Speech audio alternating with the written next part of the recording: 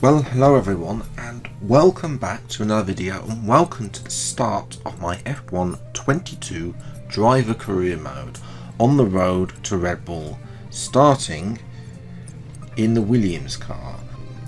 Doing the Alex Albon then, he will be our teammate for this first season at least, of 22 races. You'll notice I've set the AI claim rate of the AI to reduce and the team claim rate to increase. That's to try and increase the amount of driver transfers we get. AI, I'll talk about that later on as well throughout the video as we get to the race and why there's been a slight change in me over the assists for this year. But yes, slight apologies for the delay. As I'm sure you're aware, Steam did not decide to allow the game to be able to play yesterday, so that's why there are two episodes hopefully coming today, one now and one later this evening as well. In terms of our avatar setup, pretty much the same as last year, which is the same guy as the last one. Last year. Audio name, those of you who were asking me to do an audio name will be happy because Phoenix has now been added as well. 84 the driver number, obviously. Unfortunately, helmets, there's not a lot of selection at the moment, so I went with this one. It's actually probably the best looking of them all. I will be changing the hue, saturation and luminance at some point to my channel colours, but I didn't have a lot of time to set this up yesterday as well, so I will do that hopefully in time for episode 2, if not episode 3 as well. But obviously there's a limited range of helmets, especially the fact that modding isn't available at this moment in time, so that's another thing to think about, although I don't tend to use modded helmets anyway. So yes, Williams, the slowest car on the grid. That isn't great for our racing because, you know, that car is a dog to drive. And of course our teammate Alex Albon, Latifi's been relegated to reserve driver for this first season anyway. So yes, moving to swiftly to R&D. There's not a lot available, so we're going to get a weight reduction upgrade on, and I thought about doing front downforce or rear downforce, but these new cars are so understeery. I think front downforce will be better, and it doesn't matter anyway because we eventually have enough points for the rear downforce as well. So yes, without a doubt, it's time though for the car reveal.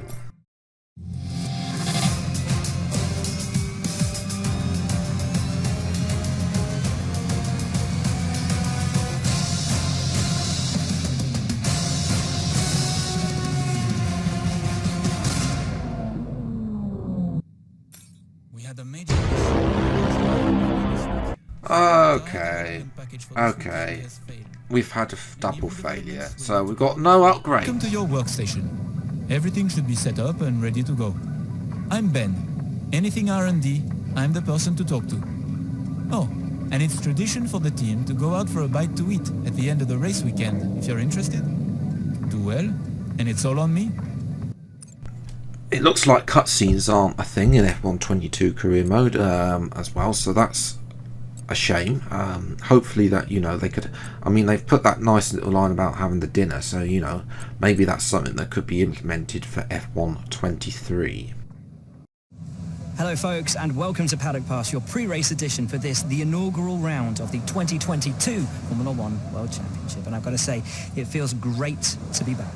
As is tradition, there is something of an air of a first day back at school on arrival here, but it's more than that. Because the new era of Formula One has arrived, and with it, the eagerly anticipated new car regulations which have been designed to help promote better racing. With clean sculpted lines, swooping rear and front wings which should allow cars to follow each other more closely, new eye-catching 18-inch low-profile tyres, the return of ground effect, and a reduction of aerodynamic physical adornments, the new cars look strikingly different. All while improving safety and pushing the limit of technical ingenuity. So then, which teams have interpreted the rules most effectively, and which drivers will adapt to their new car the quickest? leading the charge against the rest of the pack. Only time will tell. As always, we can't wait for this season to begin, but for now, from us, that's your...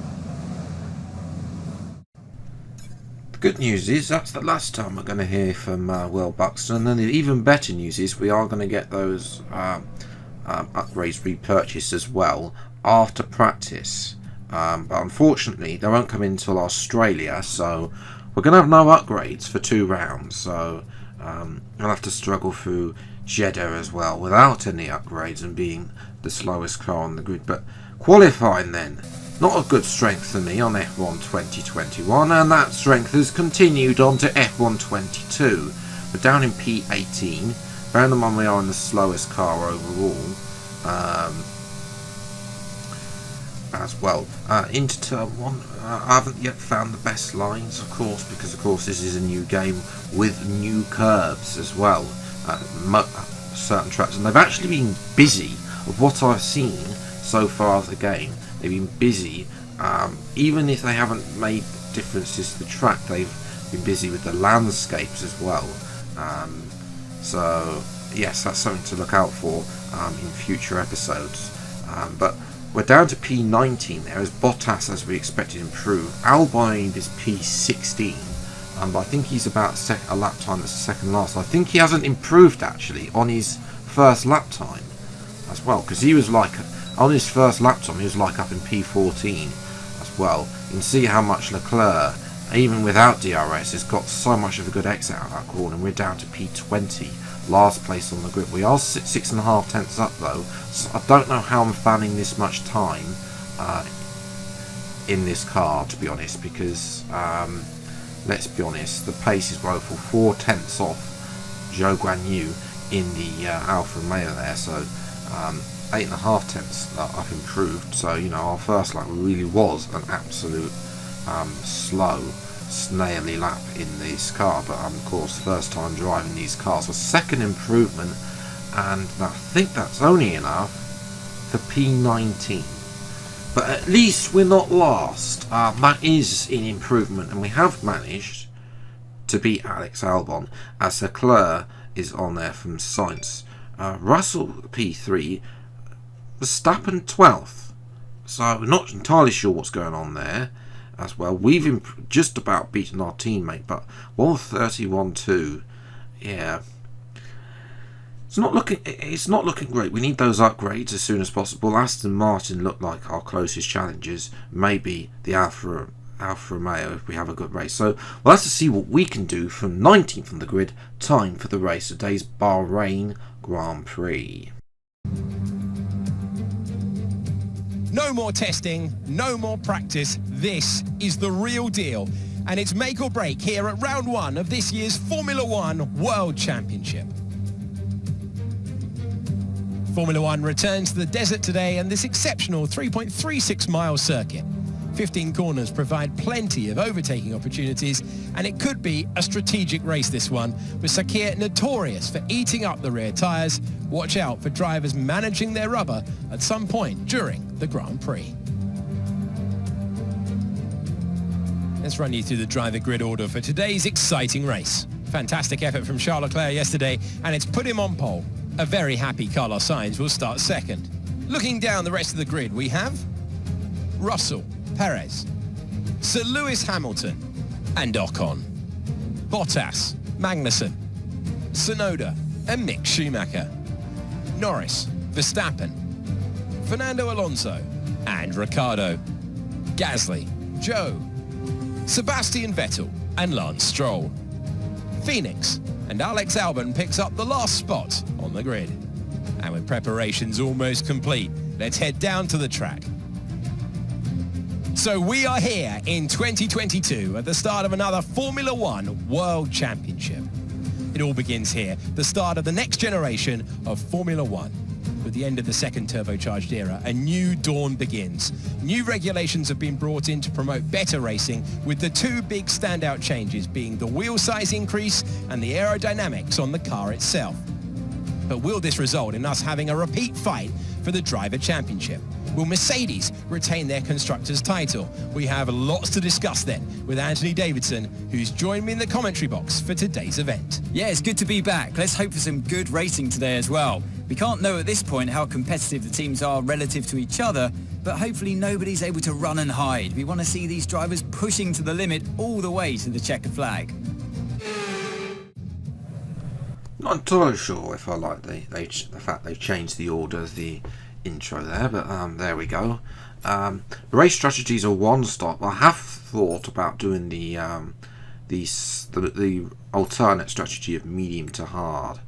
Medium to hard? No, medium to soft. Excuse me. Which you'll see. I'll bring up a comparison. So that's something I am going to be using to see if it's actually any quicker. So I can see you're probably a second off as well. That's the only problem, is race starts are a big issue, which is why I've got had to go back to full traction control because of just spinning the rears up on the start. So anyway, vibrant lights and away we go. And for us with traction control, it's immediately a great start, and then it doesn't become a good start, and we've lost that. So we're going to try and go around the outside because there's really nowhere for us to go, and it's actually turned actually quite a good move. We made a couple of positions up. There's been a bit of a kerfuffle up ahead, and we're actually going to get Stroll past Alonso there. Is down to P15 down on the inside. I've tried two cars there. Bottas. Schumacher's been forced out wide there. Not sure what happened to Schumacher there, but we are up to P13 nevertheless, ahead of Norris and Alonso. I'll have a look at Schumacher. Oh, it's Magnussen, and that cost that. Gunther will not be happy with that. Magnussen impeding his teammate. We're going to dive down the inside of Bottas then at the hairpin. Move up to P12. So yes, the AI is still letting you dive bomb, but there are issues with the AI. This year's game, it's all about traction. The fact of the matter is the AI are OP in every traction zone. You can see here there we've got Bottas as well. As I go deep into the corner, and Bottas just switched back me, and it's got the position. What a move from Bottas there, from the AI. I don't think I've ever seen an AI try and do the switch back there. He braked early, got the switch back, and he obviously powered ahead. So a lovely little move there from Bottas. A little frustrating that we've allowed that to happen, as we're watching likes of Alonso and Norris, and there's been contact, and there's contact with Ricciardo as well, and unfortunately the 4-year-old will have to come in at some point as well. You can see here, I think that if they sort the traction out, then it's actually a good game, as Alonso has driven off the circuit. Now I don't know whether or not I'd not given him room, because it's not really a place to be. I'm just taking the racing line there, which is that line. Pretty ambiguous to again, traction. The AR, that will be a key factor here. Looks a bit worse off board, I must say. Let me know who you think it's fault in the comments below, but the FIA have declared that as a racing incident. As watching Max Verstappen, who pitted on lap 1, is currently running at the back. So not a great start for the reigning world champion, as it's we've got Norris, Stroll and Albon in for early stops on lap 3 as well. So we're now contending with Daniel Ricciardo, a little bit of tyre banging. I did ask Mark, our new race engineer, if we had any damage. Unfortunately we haven't. As well, as we're watching Ricciardo now is coming under the pressure from Gasly in the AlphaTauri, who's recovering. Oh, there's contact between Ricciardo and Gasly surely will have to come into the pits to get a new front wing. As meanwhile, someone who's managed to keep his nose clean in this early stages is Esteban Ocon, doing a great job for the Alpine team, up in P4 as well, and ahead of both Mercedes, with Russell losing out at the start, having qualified P3 on the grid. As Ricciardo now comes back at me with DRS. We're going to dive down the inside this time, keep the position there better, and able to keep P12. You can see Bottas has just disappeared.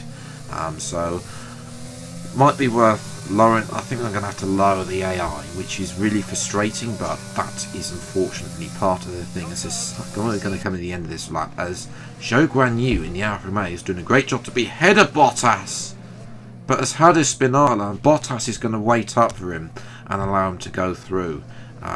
Fortunately, he did a 360 and is able to carry on, but there we go, as AI mistake for him. As we come into the pits as well, and something new for this game. I've not done. This is my first attempt, by the way, at this turning thing, and we had a good turn in. You know, I'll probably be perfecting that over the time as well. 2.86 stop. That's not bad. Have had better though, but you know, obviously this is Williams. You know, we'd probably expect a lot better historically in the game. They have been setting the benchmark compared to the other teams in the game as well. With that, and then just Alonso just completely goes around the outside, and then just watch this. Although I'm right, look, he's gone. He's gone. We've got DRS. We're deploying ERS as well, and he's 8.5 tenths up on me. And then I get flustered. I make contact with Vettel, and Vettel no longer has a front wing. Gasly has tried to go around the outside as well. At this point, I need to regain my cool, which we do so with an overtake on Vettel as he goes wide with no front wing, back up to P15. But a little bit frustrating there. And we got jumped by Ricciardo, but Ricciardo's on the hard tyres, and the hard tyres are dreadful on this year's game. They're even worse than last year's game. And Ricciardo, I feel like I would have got Ricciardo in this race had it not been for the traction. And look how much that is Gasly. It's just a joke how bad the traction is. We're going to dive down the inside of Gasly again. There's contact with Gasly this time. Norris goes back up the inside there. We'll get a replay of this as well. Again, we switch it to the inside, and then Gasly just decides I'm not there, you know, and then Norris just follows me through as well. As we're weaving again, we're getting close to. We can get close to Ricciardo through the corners, but then out the corners, you know, are just not able to match any of the AI's traction. Really frustrating there, and in the end, well, we'll see here we've got Norris behind us there, but hopefully Ricciardo's tyres go off, as Norris is getting very racy now after his earlier pit stop with a front wing change there, as Max Verstappen, who pitted on lap 1, has split the Red Bulls. By the way, both Mercedes and Verstappen have both cleared Ocon in the pits, so unlucky there for the Alpine driver, but Verstappen has done a madness. He's up to P5 as well, which is a great job considering the fact he was down in P12. As Norris comes with me, still getting DRS from Ricciardo, but for now fighting Norris, it's really harming our race as well. And we don't look like we're going to improve on that 34.5. You see, Alonso is 10 seconds out of the road now. That's just how I don't know. As I say, it's a combination of this car not being great, and also the main factor being is the traction of the AI isn't. We're not able to really fight them, which is a shame. As Norris tries to go down the battle, we're going side by side. There's contact with Norris, and we try to get the elbows out and force him out at that corner. And Albon has finally woken up there as Mick Schumacher in the Haas. That elusive first point for him. We'll have to wait in this career mode because he's out the race with an engine failure or mechanical failure of some sort. No smoke there as well. That was on lap 13. No safety car for that, as Albon is now getting very racy as well. Just showing how good the Williams are. But you know, we want to finish P40 now. We are going to put, you see, Ricciardo with all the fighter with Albon and Norris. Ricciardo's been able to get away, which is really annoying as well here on the penultimate lap. Norris and Gasly are there. Albon has another look down the hill and is unable to do that, and now Albon now is sort of slipped a little bit behind me, and that's going to allow Norris to have a go down the inside of Albon, the final corner. But Albon keeps his foot in, fair play from Alex, and he's able to keep the position, and that's going to allow Gasly to get the better exit out of the final corner. He's going to dive it down the inside of Albon there. Great move there, and he's got the position. A very aggressive move there from Albon, from Gasly there, excuse me. And it's going to get worse for Albon because Norris has now got past his Albon as well. Although saying that, no he hasn't, and Norris has been forced wide.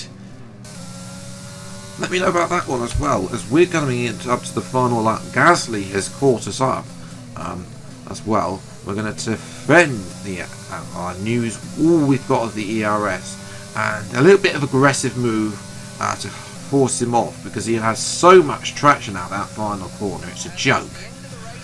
And in the end, our first race ends in P14, which is not bad in a car that is, well, a shopping trolley in this game as well. Yes. But, you know, a Ferrari 1-2 in the end, as Perez is unable to fight the Ferraris, but, you know, it was a Ferrari, that a little bit realistic there. Verstappen and Perez not retiring as well. So, first points, we'll have to wait. Probably until we get some upgrades on this car. We start chasing that and the midfield there as well. As I say, Verstappen did an insane job, just showing how fast that Red Bull is. In the end, obviously Leclerc has a 6-point lead over Sainz to set the fastest lap. We're P14 and P9 in the constructors. Hopefully we can start to build some points later in the career mode. No interviews, haven't seen Claire yet. If she is in, I don't think she is even in this game. We do have a durability department event though, so this is new for driver career mode, which will ask you to choose things. Now, R&D believe they are on the verge of a major breakthrough and require your time in the simulator immediately. It would mean you were missing an important meeting with the durability department. What should I tell them? Now, this is a little bit of a dilemma. I don't know whether or not this could cost us a mechanical failure later on. I don't know. I decide that we're going to risk it. We're the slowest team on the grid. We might as well risk it. And we're gonna jump in the simulator and see if this actually gets us any R&D or not. So that's one to look out for in a future video. So make sure you get subscribed to see this full series as well, as we're trying to do multiple seasons on this career mode as well. So that is it for today's video. Don't forget to hit the subscribe button. The Saudi Arabia episode hopefully should be released later today as well. So make sure you check it back on the channel later this evening to see that video as well. But until the next video then, I'll see you next time. Take care. Thanks so much for watching. Enjoy your day and goodbye.